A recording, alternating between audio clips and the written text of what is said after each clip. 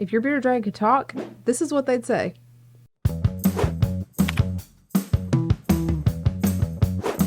Good morning, Reptilians. Welcome back to the channel. I'm Elle, this is Zaz, and this is Elle's Reptiles. This week we are taking a little bit of a break from all the tank builds, and we are talking about bearded dragons. This has been requested multiple times. You guys love videos about bearded dragons, and so we are going to talk about Zaz, or just bearded dragons in general. 5 things your bearded dragon wishes that you knew about them, about their care. She's a little wrinkly this morning and a little dark because it is morning time, and I just took her out. She hasn't eaten. She's grumpy. She's not a morning dragon, so. Zaz here has been on the channel for quite a while, but if you are new here, because there are a lot of new people here, Zaz is my 9-year-old bearded dragon. She's actually a little over 9 years old at this point. She's gonna hang out with us this video. I don't know where I was going with that. Before we get started, this video is sponsored by our gecko, so make sure to stay until the end of the video to find out all about this awesome company. Let's get started.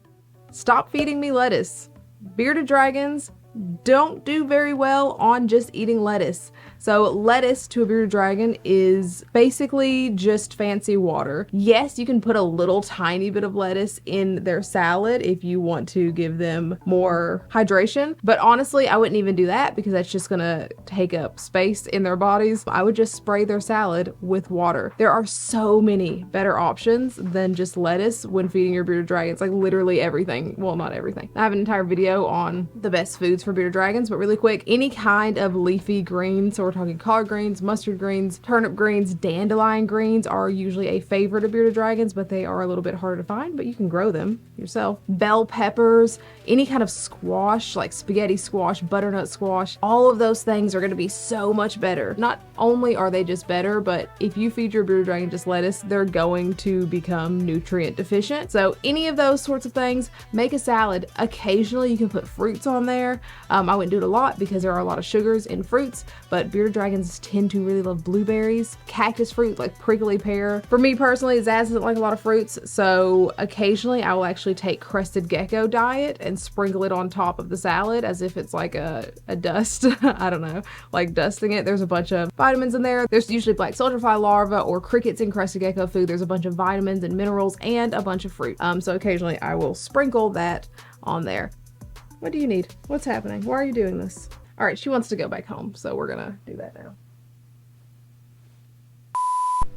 All right, now, carrying on while Zaz eats. Where was I? Lots of other options. Yeah, I think that was basically it for that point. Moving right along.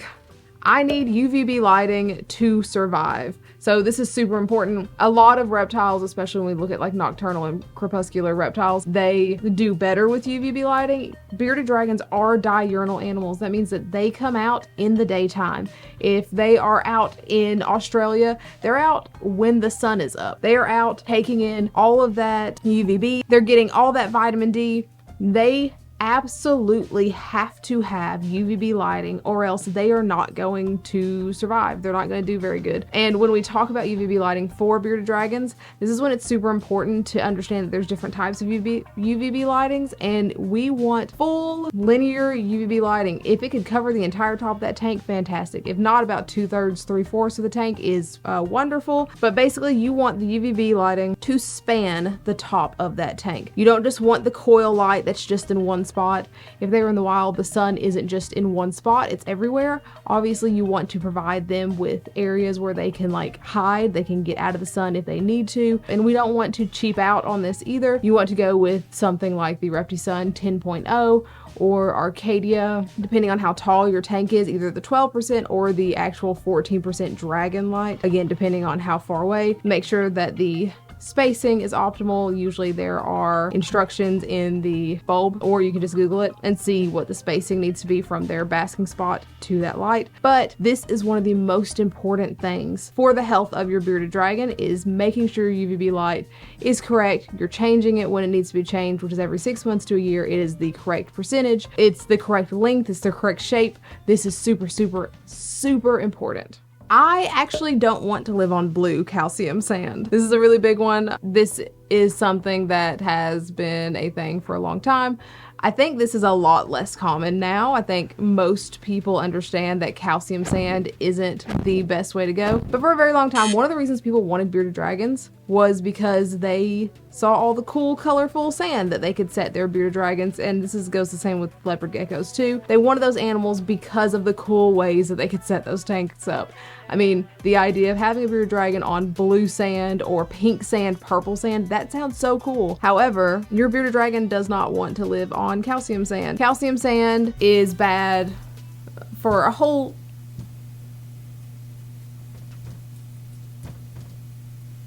Zaz, I can take you out again, but are you gonna be calm?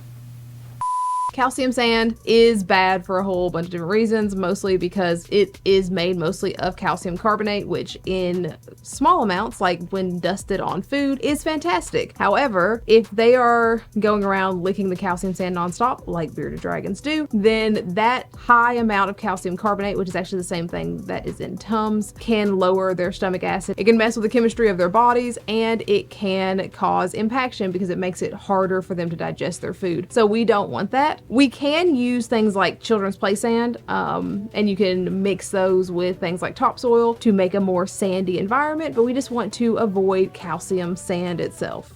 I need more than a 20-gallon tank. This is another one where bearded dragons just tend to not be given enough space. When I got Zaz, so 9 years ago when I got her and she was a little baby, actually she was older than they told me she was. I don't actually know how old she is. She could be 10 at this point. I don't know. Anyway, I was told that she would be fine in a 20-gallon forever. And at that point, where are you going? There's nowhere to go. Okay, we're done. We're down here again. 9 years ago when I got Zaz, I was told that a 20-gallon would be great for her, that coil UVB light would be good, that she could be upgraded to a 40-gallon breeder when she was an adult if I wanted to give her more space. And once I was online and doing research, I found out at that point that a 40-gallon breeder was the bare minimum for them. Now the bare minimum is a 4-foot tank. And I have had Zaz in a 6-foot tank. I had her in a 6-foot tank for a really long time, but again, she's gotten really old and she doesn't, I mean, other than just her being restless and moving around on me in the tank, she doesn't really move around all that much. So I did downgrade her back to a 4-foot tank, my little old lady, but it's kind of sad. Very bare minimum for your adult bearded dragon is a 4-foot tank. Please keep that in mind when you get a bearded dragon, because when you get them and they're tiny little babies, they look like they're going to be great in that 20-gallon tank or in that 40-gallon tank. But bearded dragons grow really, really fast. At about 18 months old, that is the size, that is their full-grown size. But they're going to be almost that size in the first year. So make sure that you either have a tank to upgrade them to, or that you know that you can get a tank to upgrade them to when you get that baby bearded dragon, so that way they have plenty of space. Handle me, but also make sure I'm not stressed out.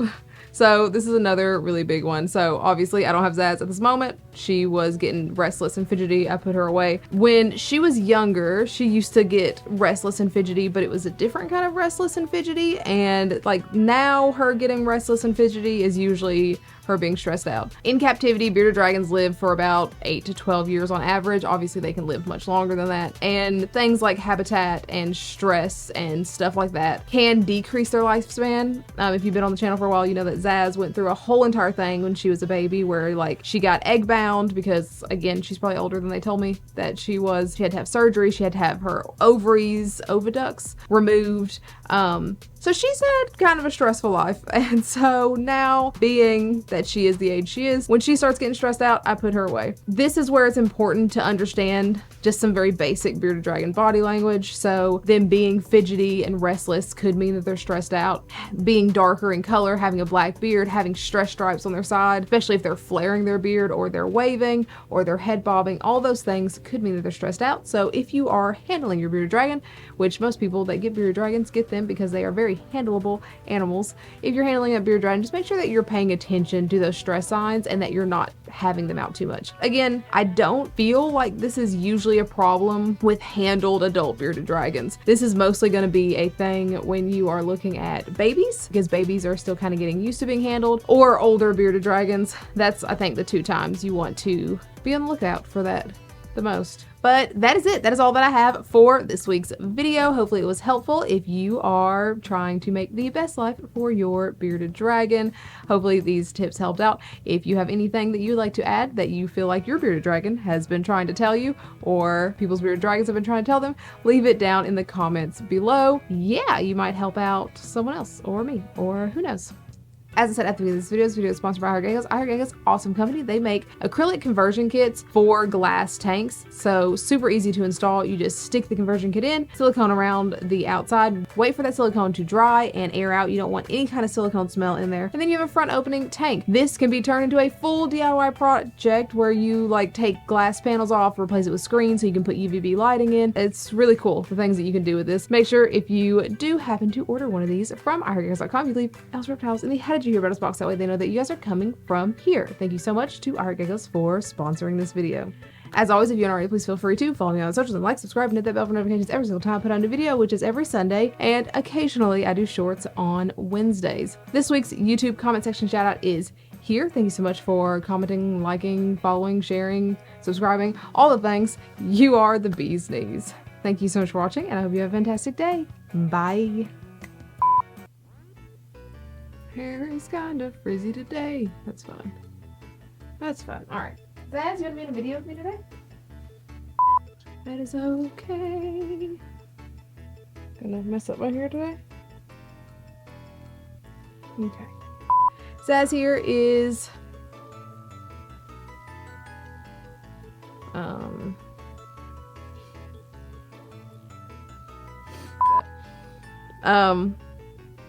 before we get started, this video is sponsored by... Wasn't that? Before we get started, this video is sponsored... Where are you going?